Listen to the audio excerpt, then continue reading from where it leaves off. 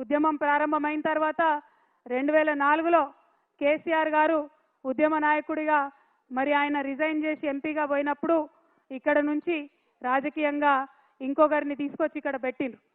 మరి ఆనాటి నుంచి ఈనాటి వరకు మీ అందరికీ తెలిసిందే, సిద్దిపేట రావాలన్నా చింతమడక రావాలన్నా అదేదో ప్రైవేట్ ప్రాపర్టీ లాగా కేజీఎఫ్ లాగా ఎవరు రావాలన్నా కొంత ఆంక్షలు వచ్చిన విషయం మీ అందరికి కూడా తెలిసిందే. ఇయాలటికి కూడా ఆ ఆంక్షలు ఉన్న విషయం మీ అందరికీ తెలిసిందే. కాకపోతే ఈ చింతమడక గడ్డ చిరుతపులిని కన్న గడ్డ, కేసీఆర్ని కన్న గడ్డ, ఇటువంటి గడ్డ మీద ఎవరి ఆంక్షలు కూడా నైజాంతా అని ఇవాళ ఊరంతా కదిలి వచ్చి మీరు ఈ బతుకమ్మ పండుగ చేసుకోవడమే సాక్ష్యంగా నేను భావిస్తూ ఉన్నాను. మరి ఇదే ఒరవడి కొనసాగాలి.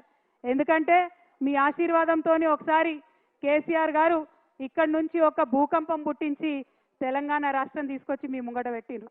మరి మీరు ఆశీర్వాదం ఇస్తే ఇది నా జన్మభూమి, ఇది నా అమ్మగారిల్లు.